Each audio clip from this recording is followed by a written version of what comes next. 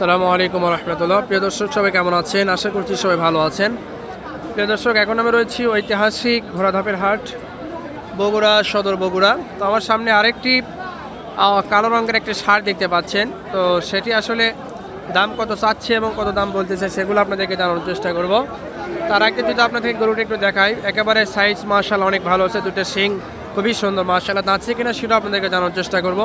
তার আগে যদি আমি গরুটা আপনাদেরকে পেছন সাইড দেখতে দেখানোর চেষ্টা করি, মাশাআল্লাহ লম্বার দিক দিয়েও ভালো আছে, উঁচু চড়াও মোটামুটি আলহামদুলিল্লাহ ভালো আছে। এখানে দাম দর চলতেছে।